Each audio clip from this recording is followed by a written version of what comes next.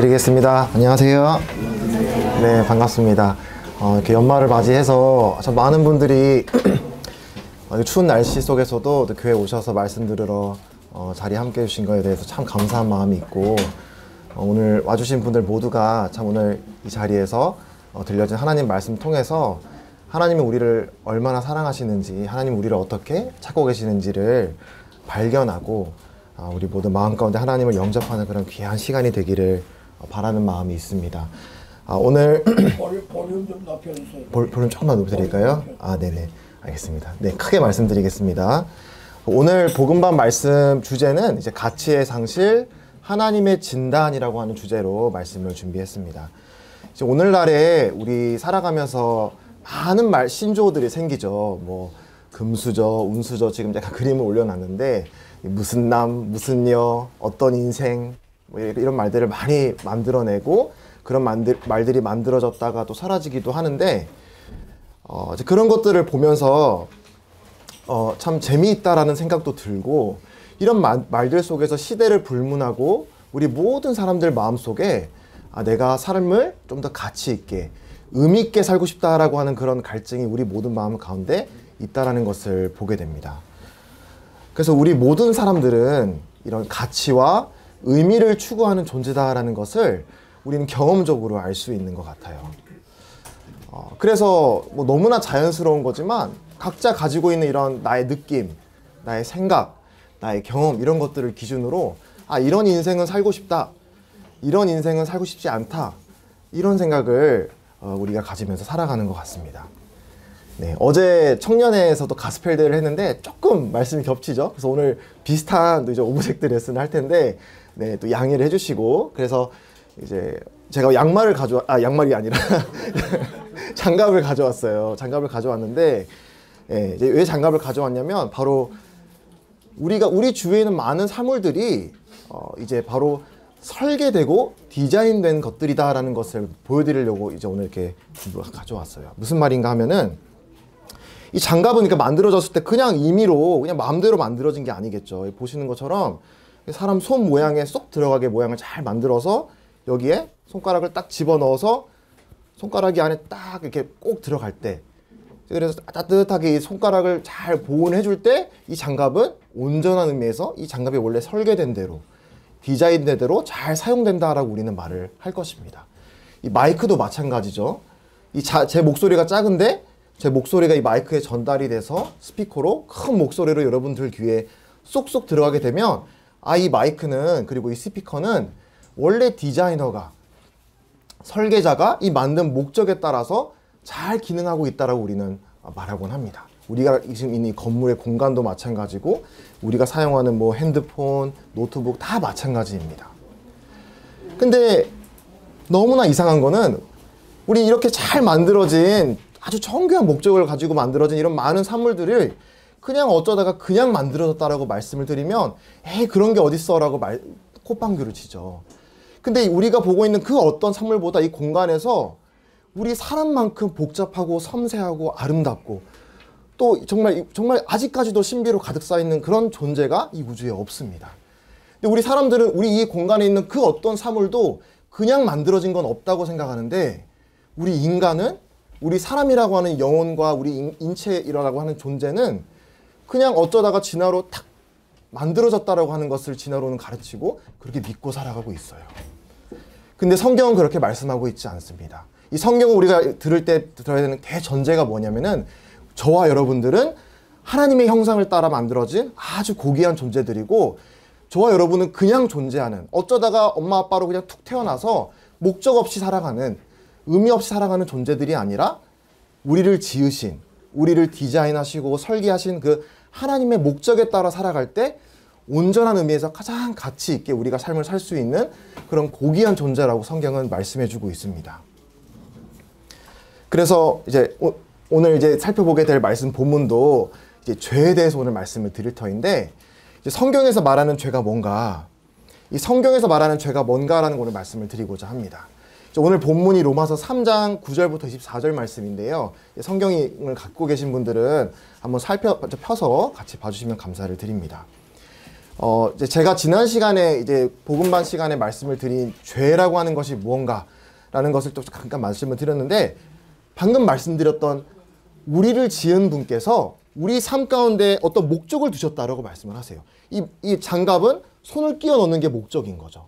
이 마이크에는 목소리를 내서 목소리를 크게 확장시키는 게 목적입니다. 마찬가지로 저와 여러분 인생도 하나님께서 목적을 두고 있는데, 이 목적을 우리가 상실한 채 살아가는 모든 삶의 모습들을 성경에서는 죄라고 말씀을 하세요. 많은 분들이 오해를 잘 성경을 이제 접하지 못한 분들 같은 경우는 죄라고 하면은 나는 죄인이야, 우리 인간은 죄인이야라고 할 때 나는 죄 안 하고 있는데, 나는 법 없이도 바람직 모범적으로 잘 살고 있는데 왜 나를 계속 죄인이라고 하는 거야? 근데 이제 성경에서는 죄라고 하는 거를 꼭 어떤 법, 우리 시민 법을 어겨서 죄인이라고 하는 것이 아니라, 물론 그것도 죄이지만은 하나님께서 우리에게 두신 이 가치와 목적을 잃어버린 채 살아가는 모든 것들을 이 타겟에서 탁 놓쳐진 이런 상태를 죄라고 말씀을 하고 있습니다. 그래서 성경에 따르면 법을 잘 지키고 살아가는 모범 시민, 아주 도덕적인 사람, 다른 사람들에게 존중을 받고 선망받는, 저 사람 참 인품이 훌륭해, 이런 말을 듣는 사람들도 하나님의 목적을 모르고 살아간다면 하나님께서 보시기에는 이 목적이 이뤄진 상태, 죄 아래에 있다라고 말씀을 해주고 있어요. 그래서 정말 무서운 게 뭐냐, 이런 죄 아래에 있는 우리 인간에게 우리가 얼마나 우리 삶 가운데 불의가 많다는 걸 로마서 1장에서 말씀을 해주고 있습니까? 근데 이제 드러난 하나님의 심판과 진노에 대해서 로마서 1장에서 말씀을 이제 하고 있는데, 진짜 무서운 거는 내가 뭐 잘못할 때 하나님이 막 채찍질 하시고 내 삶 가운데 어려운 일을 허락하시고, 하나님은 왜 내 삶 가운데 이렇게 어려운 일을 허락해서 이렇게 막 이해가 안 되게 만드실까? 왜 나는 이렇게 힘들까? 하나님은 왜 내 인생에 이런 것들을 허락하실까라고 의문이 들게 만드는 그런 어려운 일들을 허락하실 때 하나님이 무서운 것이 아니라, 내가 악한 길을 걸어가고 불의한 길을 걸어가는데 거기에 대해서 하나님이 내버려 두실 때, 로마서 1장에 계속 나오거든요. 하나님이 그 정욕대로 내버려 두셨다고. 내가 하나님이 기뻐하지 않는 길이라는 걸 알면서도 계속 걸어가는 이 길에 대해서 하나님이 내 삶에 놓고 하는 그런 소리가 들리지 않는 거예요. 그거야말로 진짜 무서운 일입니다. 우리가 하나님이 내 삶에 간섭하지 않는다는 것이 정말 무섭다라는 사실을 이제 지난 시간에 말씀을 드렸습니다. 그래서 이제 오늘 시작되는 로마서 3장 9절과 12절부터 시작되는 이 본문도 이제 그 연장선에서 말씀을 해주고 있는데, 한번 9절부터 12절 이제 갖고 계시면은 거기에 있는 성경을 보시고, 또 없는 분은 이제 슬라이드에 올려놨으니까 한번 9절부터 12절까지 함께 한 목소리로 읽어주시면 감사드립니다. 시작. 그러면 어떠하냐? 우리는 나으냐? 결코 아니라. 유대인이나 헬라인이나 다 죄 아래에 있다고 우리가 이미 선언하였느니라. 기록된 바 의인은 없나니 하나도 없으며 깨닫는 자도 없고 하나님을 찾는 자도 없고 다 치우쳐 함께 무익하게 되고 선을 행하는 자는 없나니 하나도 없도다. 아멘. 여기 처음 시작되는 구절이 이렇게 말씀을 하고 있죠. 그러면 어떠하냐? 우리는 나으냐? 결코 아니라. 이 표현을 사용된 맥락을 잠깐 말씀을 드린다면, 지금 이 말씀을 해주고 있는 이 대상은 유대인들입니다. 유대인들. 왜 유대인들에게 이런 말을 하냐? 유대인들은 나는 다른 사람들보다 낫다라고 하는 그런 의식들이 있었어요. 왜? 그들은 하나님께 선택받은 민족이었기 때문에, 하나님께서 이 유대 민족에게 특별한 뜻과 목적을 품고 계셔서 그 유대 민족들에게 모세를 통해 율법이라는 걸 주시고, 또 하나님께서 언약이라는 걸 주시고 약속을 주시고 그런 놀라운 특권을 얻었었거든요. 그래서 하나님이 의도한 건 그게 아니었지만, 하나님의 그런 특별한 말씀을 받은 이 유대 민족들은, 우리랑 하나님을 모르고 살아가는 이방인들, 이 사람들하고는 우리는 차원이 다른 사람들이야. 우리는 하나님 앞에 거룩한 사람들이고, 저 사람들은 상종도 못할 사람들이야 라면서 우월의식, 이런 비교의식을 갖고 살아가는 그런 사람들이었거든요. 근데 이제 하나님께서 바울을 통해 뭐를 말씀하시는 거냐면, 그러면 어떠하냐? 우리는 나으냐? 우리 유대인들은 낫냐? 이방인들보다 더 낫다라고 생각하느냐? 결코 그렇지 않다라고 말씀을 해주고 있어요. 여기서 우리는 복음을 들을 때 우리 마음 가운데 복음을 듣게 만드는데 가장 큰 방해 요소 가운데 하나인 바로 비교의식에 대해서 경고해주고 있는 거예요. 우리가 은혜의 말씀을 들을 때 그 사람이 어떤 사회적인 지위 가운데, 내가 어떤 신앙의 배경에서 어떤 부모님 아래에서 어떤 내가 사회적인 지위로 내가 살아갔다라는 것은 복음을 듣는 데 있어서 아무런 문제가 되지 않습니다. 그것과 상관없이 모든 사람이 하나님 앞에서 판단을 받는다라고 하는 엄중한 선고를 해주고 있는 것이죠. 그래서 이 누군가와 비교를 한다는 것은 이 죄를 깨닫지 못하게 막는 아주 중요한 심리적인 요인인 것 같아요. 내가 저 사람보다 더 낫지라고 하는 우월감인 것이죠. 이제 보통 이런 시험, 이런 방해물을 많이 경험하는 사람들이 보통 기독교 가정 안에서 자란 2세대, 3세대들이 많이 그런 것 같아요. 보통 이제 하나님, 교회 이런 거 문화를 모르고 자란 사람들보다 그래도 교회에서 이런 것도 복음을 늘 듣고 성경이 무엇인지, 하나님, 우리가 하나님 믿고 살아야 돼, 하나님이 기뻐하는 삶은 이런 삶이야 라는 거를 늘 듣고 자란 어린아이들은 비교적 그렇지 않은 아이들보다 크게 일탈을 하지 않습니다. 좀 일탈이 있더라도 그냥 그래도 다른 친구들에 비해서는 그래도 무난하게 잘 자라는 어린아이들이 많이 있는 것 같아요. 그렇기 때문에 내가 죄라고 하는 것이 깨달아지는 것이 참 어려운 것 같아요.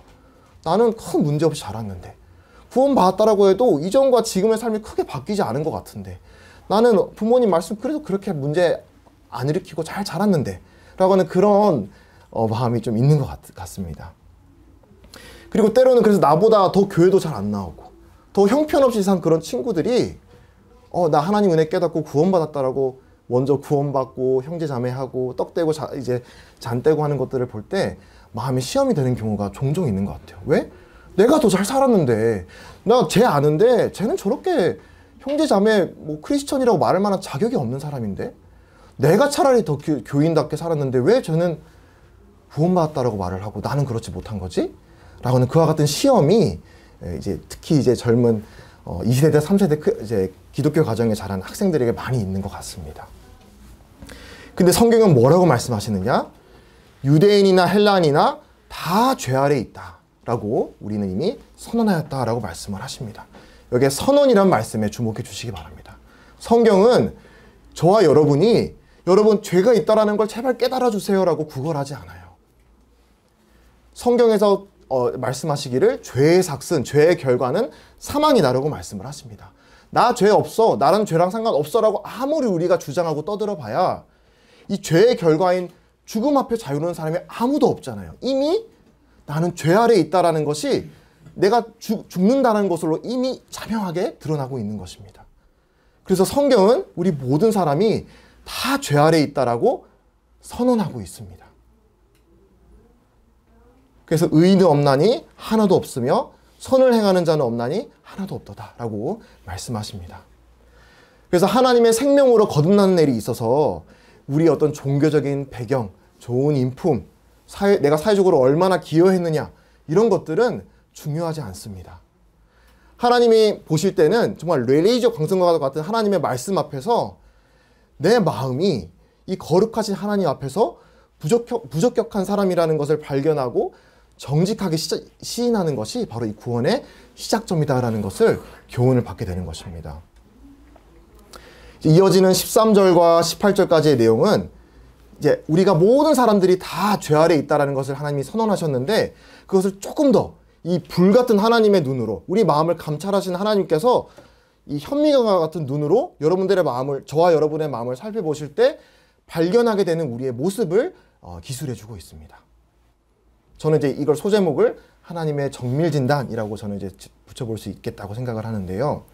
이 말씀을 한번 읽어보시면서 좀 무거운 말씀이에요. 좀 기쁘고 좋은 말씀을 드리면 좋겠지만, 이 의사가 좋은 치료책을 주기 위해서 먼저 진단해야 되잖아요. 내가 어디가 문제가 있는지, 내가 어떤 부분이 골마 있는지를 먼저 봐야지 우리가 치료책이 나오는 거잖아요. 그 하나님께서 우리에게 주고 있는 진단이 뭔지를 그냥 이 성경 따로 내 삶 따로가 아니라 한번 내 지난 일주일 동안의 삶을 돌아보시면서 이 말씀을 비추어 보시면서 하나님의 지금 이 주시고 있는 말씀이 과연 내 삶을 비추어 볼 때 참인가, 진짜인가 라는 것을 한번 질문을 던져보시기를 바랍니다. 우리 모든 사람의 이 언행을 이제 살펴보실 때 내려지는 진단인데, 하나님께서는 우리의 마음의 숨은 동기와 생각을 다 감찰하시는 그와 같은 분이십니다. 한번 보겠습니다. 먼저 13절 이제 초반부에 그들의 목구멍은 열린 무덤이다. 무덤이 어떤 것인가요? 무덤. 이 무덤 안에는 썩은 시체가 들어가 있죠. 저는 이제 개인적으로 시체의 냄새를 맡아본 적이 없는데 이제 그 냄새가 굉장히 고약하다라고 말을 하더라고요. 그 고약하고 부패하고 그 썩은 그 시체와 같은 것들이 들어가 있는 게 이제 무덤인데 우리 목구멍이 열린 무덤이라고 말씀을 하고 있어요. 뭐가 부패하고 타락했냐? 바로 우리 마음이 그와 같이 부패하고 타락했다는 것입니다. 저 지금 이렇게 얼마나 깔끔하게 하얀색 입었네요. 오늘 마침 이런 하얀색 이런 멋진 옷을 입고 안 그런 것처럼 멀끔한 사람인 것처럼 저는 이렇게 옷을 입고 잘 다니지만 제 마음의 진짜 추악한 모습은 여러분들이 모르시잖아요. 그렇죠? 나의 진짜 추억하고 은밀한 나의 마음은 다른 사람들이 볼 수가 없습니다. 근데 하나님은 우리 마음이 그와 같이 부패하고 타락한 것이라는 것을 알고 계신다라는 것을 알 수 있습니다. 그 혀로는 속임을 일삼으며 우리가 여기서 말하는 건 꼭 어떤 사기를 칠 만한 그런 아주 중범죄 같은 그런 속임수가 아니더라도 내가 좀 당황스러운, 내가 좀 꺼려지는 그런 상황을 피하기 위해서 우리가 하루하루 동안 얼마나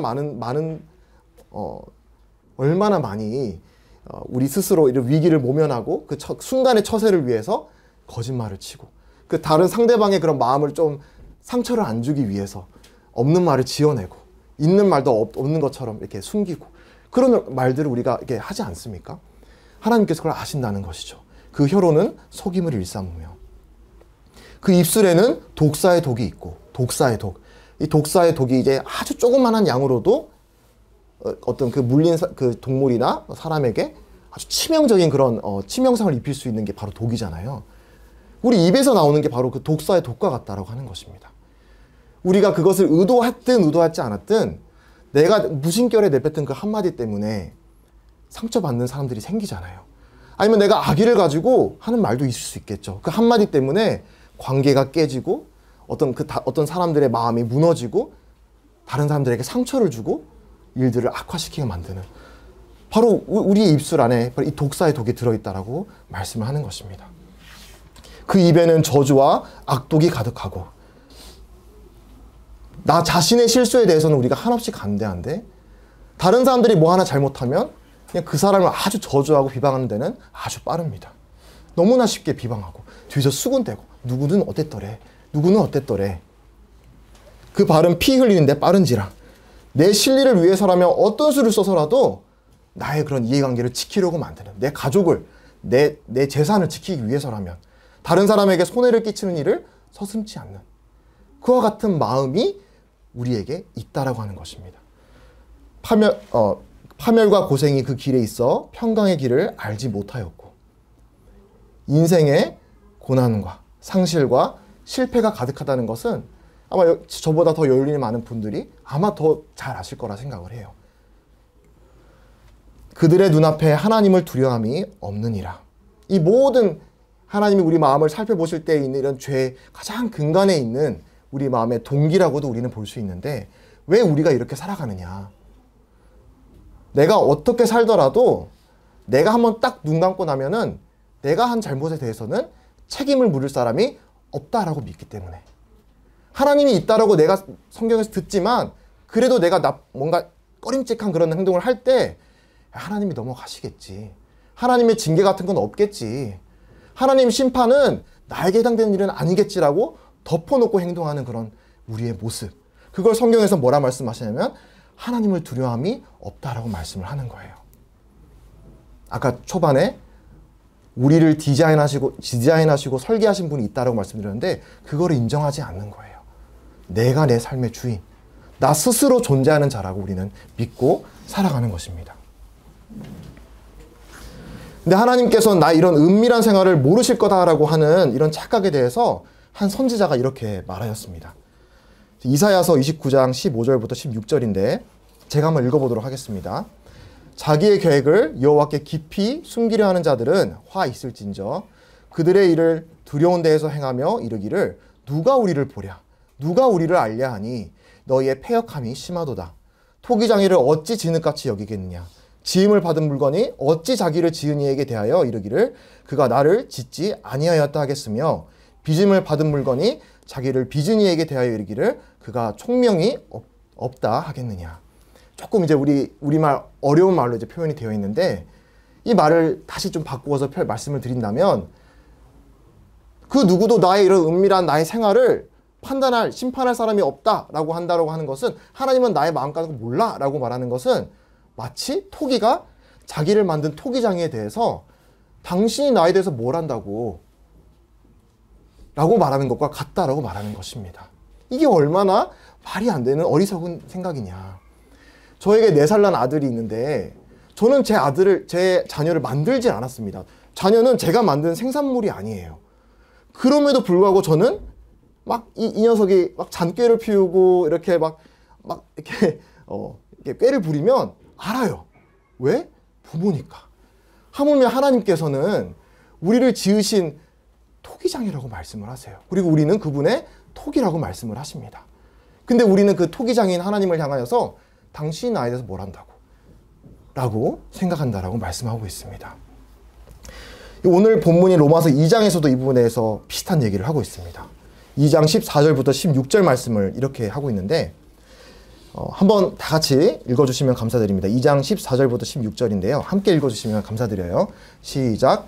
율법 없는 이방인이 본성으로 율법의 일을 행할 때에는 이 사람은 율법이 없어도 자기가 자기에게 율법이 되나니, 이런 이들은 그 양심이 증거가 되어 그 생각들이 서로 혹은 고발하며 혹은 변명하며 그 마음이 새긴 율법의 행위를 나타내느니라. 곧 나의 복음에 이른 바와 같이 하나님이 예수 그리스도로 말미암아 사람들의 은밀한 것을 심판하시는 그날이니라. 여기 율법에 대해서 말씀을 하세요. 율법. 유대인들에게 주어진 그 율법. 나 그 율법 받은 적 없는데? 라고 하는 사람들을 위해서 주신 말씀이세요. 율법이 없어? 하지만 우리 모든 사람들은 태어나면서 양심이라는 것이 주어져서, 그 양심이라는 게 우리가 뭔가 나쁜 행동할 때마다 움찔움찔하게 만들잖아요. 그게 증거가 되어서 하나님의 심판을 피할 수 없다라고 말씀해주고 있습니다. 특별히 마지막 구절을 주목하십시오. 곧 나의 복음에 이른 바와 같이 하나님이 예수 그리스도로 말미암아 사람들의 은밀한 것을 심판하시는 그날이라. 은밀한 것. 우리 이 세상의 법정은 우리 동기까지는 심판하지 못합니다. 우리 사람의 마음을 볼 수가 없기 때문에. 그래서 나타난 결과, 행위, 결과 이런 것들로만 우리가 심판을 하죠. 법정에서. 근데 하나님의 심판으로 갈 때는 하나님은 우리 마음의 모든 것들을 감찰하시는 분이기 때문에 우리의 동기와 행위와 결과 모든 것들을 하나님께서 그 은밀한 것들을 다 밝히 드러내셔서 심판하신다라고 말씀하십니다. 지금까지 우리 모든 사람이 다 죄 아래 있으며 우리 마음에 숨겨놨던 그런 모든 은밀한 것을 하나님이 심판하신다는 말씀을 드렸어요. 저도 이런 말씀을 드리고 싶지 않지만 성경이 우리들에게 주시고 있는 말씀이세요. 근데 이 말씀이 여러분 마음에 거울처럼 비추어진다면 그건 정말 복되고 은혜로운 일이라는 것을 말씀을 드리고 싶어요. 우리가 이 말씀을 읽을 때 항상 사람 마음이 따뜻해지고 행복하고 말씀 읽을 때 웃음이 나는 그런 말씀만 성경에서 말씀해주고 있지 않습니다. 왜냐하면 성경은 진실을 기록한 책이기 때문에요.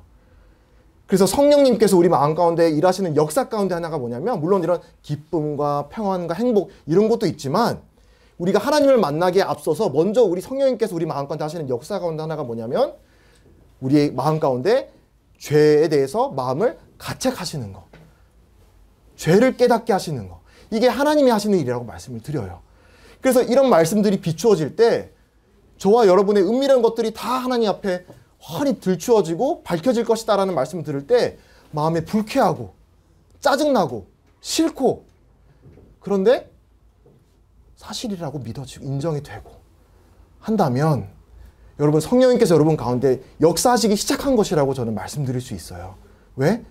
하나님이 하신 일이 그와 같은 일이거든요. 내가 인정하고 싶지 않은 그 나의 마음의 그런 악한 것들을 먼저 들춰내시는 일을 하시는 것입니다. 그래서 바로 여기에서부터 우리가 죄를 깨닫고 하나님께서 나의 마음의 모든 은밀한 것을, 나의 생활의 모든 은밀한 것들을 아신다라고 하는 것으로부터 하나님의 구원의 역사, 하나님의 치유의 역사가 시작된다라고 말씀을 드립니다. 이제 지금까지 우리 모든 사람이 갖고 있는 우리 인류 전반의 문제에 대해서 말씀을 드렸다면, 이어지는 23절과 24절에서는 우리 저와 여러분을 비롯한 모든 사람, 이 인류 전반에 대한 하나님의 해결책이 기록이 되어 있습니다. 23절, 24절을 제가 읽겠습니다.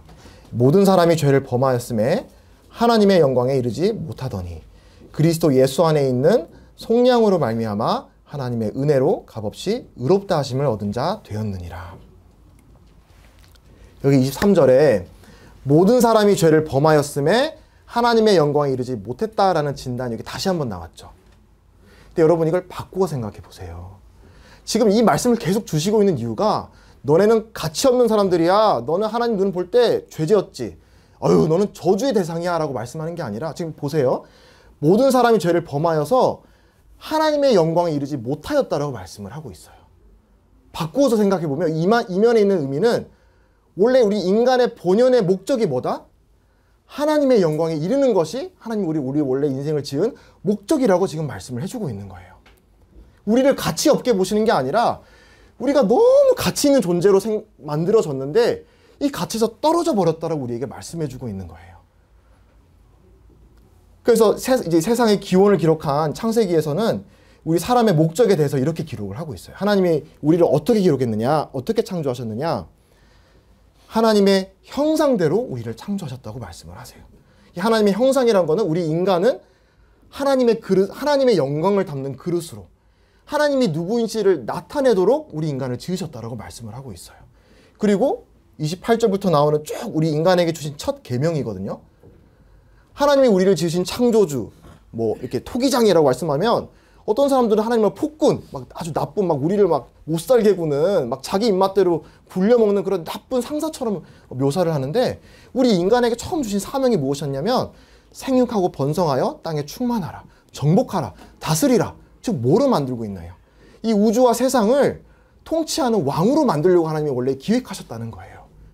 저와 여러분은 하나님의 막 못 살게 막 하나님의 막 무슨 시종을 드는 그런 존재로 만들어진 게 아니라 하나님의 질서 안에서 하나님의 그릇을 담는 이 통치자로 우리를 만드셨다라고 하는 것이 하나님의 원래의 목적이라고 창세기에서 말씀해주고 있습니다. 근데 이제 이와 같은 하나님의 영광에 우리가 죄로 인해서 우리 하나님의 우리에게 주신 그 목적을 상실함으로 이제 이르지 못하였다라고 말씀하고 있습니다. 이거는 마치 거장 예술가가 평생을 들여서 만든 이런 걸작품에 스크래치가 탁 난 거예요. 이 왕만이 입을 수 있는 아주 고귀한 흠이 없고 아주 먼지 하나 한 톨 없는 그런 비단 옷이 갈기갈기 찢겨진 것과 같은 그런 우리 상상을 해볼 수 있는 거예요. 귀한 금은보화를 담는 그런 그 도자기가 와장창 깨진 거라고 보시면 됩니다. 이 진화론이 말하는 것처럼 우리 인생은 어쩌다가 어떤 유기화합물이 어떻게 미생물 단세포에서 이렇게 우연히 만들어져 가지고 그냥 없어져도 그만이 그런 싸구려 인생, 모조품 인생이 아니라 하나님을 담아내도록 만들어진 목적을 가진 존재라고 말씀해주고 있는 거예요. 그래서 성경에서는 저와 여러분을 하나님이 천하보다 귀한 자들로 보신다고 말씀을 하세요. 왜? 내 자체가 이쁜 짓을 하니까? 아니요. 하나님이 저와 여러분을 하나님의 형상대로 지으셨기 때문에, 그분의 하나님의 영광에 이르도록 지으셨기 때문에 우리를 가치 있게 보시고 귀하게 여기신다라고 말씀을 하십니다.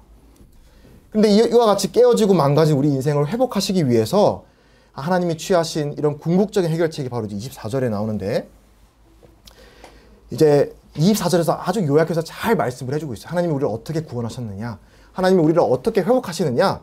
먼저 그 구원의 기초가 뭐냐, 바로 예수 그리스도 안에 있는 속량으로 말미암는다라고 말씀을 하십니다. 속량, 우리가 잘 쓰지 않는 말이죠. 속량. 이 예수 그리스도 안에 있는 속량이라 할 때 이 속량이란 말은 무언가를 값을 주고 다시 내 것으로 되돌려 산다라는 의미입니다. 우리가 목적을 상실해서 하나님의 시선에서 우리가 잃어버려진 자들인 거거든요. 이것을 하나님이 다시 어떤 값을 지불하고 되사셨느냐? 그리스도 예수의 목숨이라고 하는 대가를 지불해서 사셨다는 거예요. 왜? 우리의 인생이 그만한 가치가 있기 때문에. 여기에 하나님의 은혜로 하나님이 구원하셨다고 말씀을 하시는데, 이거는 구원의 방식에 대해서 말씀을 하십니다. 은혜라고 하는 거는 받을 자격이 없는 사람에게 대가를 바라지 않고 이 희생적으로 그냥 그저 베푸는 호의, 선의를 은혜라고 말씀을 하십니다. 내가 하나님께 어떤 기쁨 받은 마음의 행동을 잘 달성해야 하나님께서 그분의 자녀로 받아주시는 게 아니라 하나님께서는 전적으로 그분의 은혜로 공짜로 우리의 어떠함과 상관없이 우리가 어떤 과거의 삶을 살았다고 할지라도 내가 지금 내 삶에 어떤 결핍과 연약이 있다고 할지라도 그런 거 묻지도 따지지도 않으시고 그분의 은혜로 나에게 다가오셨다라고 말씀을 하고 있습니다. 구원의 결과가 그 다음 나오고 있어요. 값없이 의롭다 하심을 얻은 자 되었느니라. 이 대가가 없다, 값없이 대가가 없다는 것이죠. 값이 없다라고 하는 것은 이 구원을 선물로 얻은 우리 입장에서 하는 말이에요. 하나님이 값을 지불하지 않으셨단 말이 아니라 우리가 치를 값이 없다라고 하는 말입니다. 하나님은 하나님의 아들이신 예수 그리스도라고 하는 어마어마한 값을 지불하시고 우리를 되사하신 것입니다. 그래서 여기서 우리는 이 구절을 통해 하나님께서는 우리에게 예수 그리스도로 말미암는 하나님의 완전한 의를 우리에게 은혜로 선물로 우리가 감사합니다 하나님 하고 받기만 하면 우리의 것이 되는 그런 선물로 구원을 주셨다라고 하는 것을 말씀해 주고 있습니다. 그래서 구원받은 이후에도 이 하나님이 주신 나의 이 구원의 선물, 이 하나님의 의라고 하는 선물이 정말 완전할까? 내가 이제 이거 잃어버리지 않을까? 두려워하지 않아도 될까라는 의심이 드시는 분들, 이거에 대해서 성경은 괜찮다고 말씀을 하고 있어요. 왜? 이 하나님이 주신 의는 불완전한 우리 인간의 의로 때묻지 않은 완전 무결한 의이기 때문입니다. 우리 사람은 우리 스스로 어떤 고결한 의를 이룰 수 있다라고 생각을 하고 있지만 사실은 그렇지 않아요. 한번 상상을 해보세요. 우리는 때때로 좋은 일들을 하지 않습니까? 우리가 좋은 일을 합니다. 좋은 일을 안 하는 사람이 하지 않는다고 말씀을 하지 않아요. 우리 가운데 정말 인품이 훌륭하고 어려운 사람들을 돕고 의를 이렇게 잘 행하는 사람들이 있습니다. 좋은 일인 것이죠. 근데 하지만 그 사람이 행하는 의는 상황이 바뀌고 이해관계에 따라서 변질되는 것이 바로 사람의 의라고 하는 것이죠. 처음에 좋은 마음으로 시작한 선행도 이제 내 통장에 마이너스가 딱딱 꽂힌다고 생각해 보세요. 계속 할 수 있겠습니까? 내가 나 스스로를 희생하는 마음으로 뭔가 좋은 일을 했어요. 나는 괜찮아. 근데 내 가족이, 내 사랑하는 아내가, 내 사랑하는 자녀가, 내 사랑하는 연인이 나 때문에 목숨의 위협을 받고 신변의 위협을 받는다. 그 의로운 일 계속 할 수 있으시겠습니까?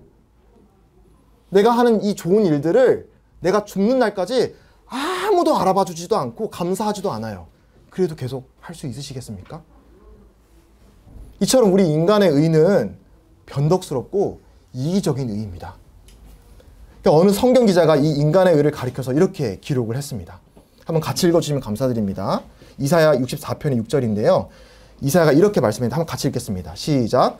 우리는 다 부정한 자 같아서 우리의 의는 다 더러운 옷 같으며 우리는 다 잎사귀같이 시들므로 우리의 죄악이 바람같이 우리를 몰아가나이다. 우리 사람의 의가 이와 같다는 것이에요. 더러운 옷, 영어로는 누더기 옷, 걸레짝이라고 하는 것입니다. 그래서 잎사귀같이 시들고 없어져 버리는.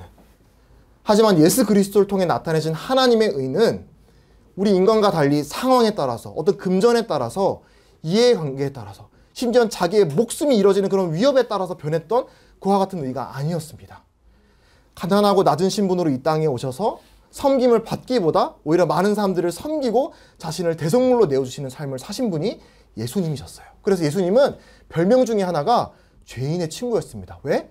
당시 사회의 최악의 죄인으로 여겨졌던 세리, 창녀 이런 사람들하고 늘 식사를 하시고 그들에게 축복하시고 하나님의 복음을 선포하셨거든요. 상종하지 못할 사람들, 냄새나는 사람들, 그런 사람들과 친구가 되어주셨어요. 사람들의 인정과 영광을 쫓지 않고 온전히 아버지의 뜻을 따라 십자가에 달려 죽으셨습니다. 사랑하는 제자들이 자기를 버렸어요. 죽는 순간에 그 자기를 배신하고 하는 사랑을 호의를 베풀었는데도 제자들은 다 도망가고 버리고 도망갔거든요. 그런 제자들을 향해서 오히려 그들을 이제 믿음을 위해 기도하시고 그들이 잘 또 이겨낼 수 있도록 시험을 이겨낼 수 있도록 기도하셨습니다. 하나님의 백성인 유대인들이 그를 모욕하고 저주하고 십자가에 못 박을 때 오히려 십자가에 달리시면서 아버지여 저들의 죄를 사하여 주시옵소서. 저들이 하는 일을 알지 못하나이다. 맞받아 저주하시는 게 아니라, 맞받아 화를 내시는 게 아니라 온갖 부당한 일을 겪으시면서도 그들을 용서를 구하시고 그들이 이걸 통해서라도 부디 하나님 만나기를 간절히 바라셨던 게 예수님을 통해 나타난 하나님의 의였습니다. 그리고 지금 오늘 저와 지금 오늘 주님이 오신 지 2000년이 지난 지금까지도 많은 사람들은 내가 지은 창조주 모르고 살아갑니다. 어떨 때는 하나님께 저주까지 해요.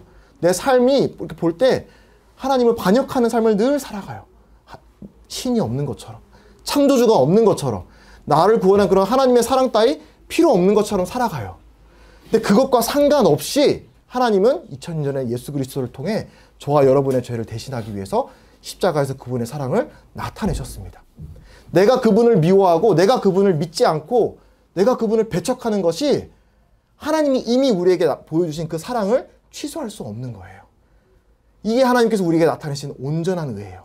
그 어떤 상황에도 우리가 하나님을 향한 그런 불신과 배척에도 아무 상관없이 하나님은 우리에게 그분의 완전 무결한 의를 나타내셨습니다. 이 하나님의 의가 우리에게 주어졌을 때 이제 우리의 어떠함과 상관없이 이 구원이라는 것은 결코 취소될 수 없다는 것이 이제 우리가 확신할 수 있는 것이죠.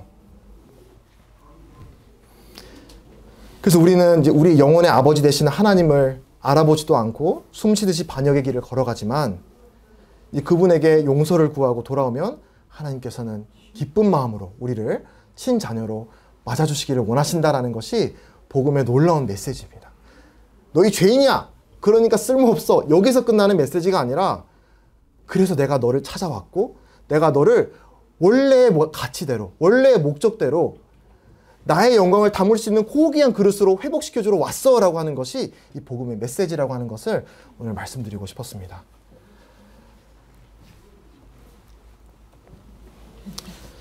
네, 이제 로마서 3장 22절 말씀인데 한번 같이 읽어주시면 감사드립니다. 시작.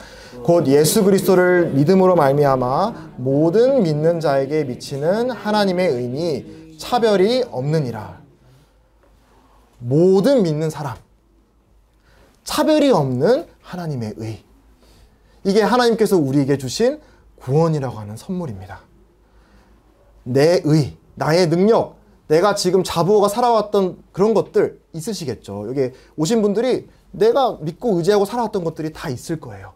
근데 이거는 성경에서도 말씀하시듯이 라고 하는 인생의 발 한번 불고 나면 다 흩어져 없어질 거라고 말씀을 하세요. 변하지 않는 것. 우리가 한번 얻고 나면 절대 이루어지지 않는 그 가치 있는 것을 하나님 우리에게 주셨다라고 말씀하시는데 그게 바로 이 구원이라고 하는 선물. 하나님의 의라고 하는 선물인 것이죠. 모든 믿는 자에게 미치는 하나님의 의니 차별이 없느니라. 그래서 오늘 이런 귀한 시간에 자리에 와주셔서 참 감사드리고 우리 모든 성도님들이 기도드리는 거는 여기 계신 모든 분들이 하나님이 우리에게 주신 구원의 선물, 하나님의 의라고 하는 선물을 받으시고 여러분 삶을 정말 더 가치 있게 정말 하나님이 원래 저와 여러분의 주시고 했던 그 목적에 따라서 잘 사시는 여러분이 되면 참 좋겠다. 이런 마음으로 말씀을 전했습니다. 기도하고 말씀 마치도록 하겠습니다. 아버지 하나님, 연말을 맞이해서 또 많은 분들을 복음반 시간에 이끌어 주셔서 감사드립니다. 이렇게 우리가 하나님의 말씀을 또 복음을 많이 들어왔는데 하나님 또 올 해가 가기 전에 하나님의 은혜를 놀랍게 경험하게 해주시고 하나님께서 우리 인생을 얼마나 귀하게 보시는지 우리를 위해 아버지의 귀하신 아들을 보내셨다는 사실을 우리 각 사람이 마음으로 깨닫고 믿고 입으로 시인할 수 있도록 마음에 역사해 주시기를 간절히 바랍니다. 오늘 귀한 시간을 주신 것 감사드리며 이 모든 것 예수 그리스도 이름으로 기도했습니다. 아멘.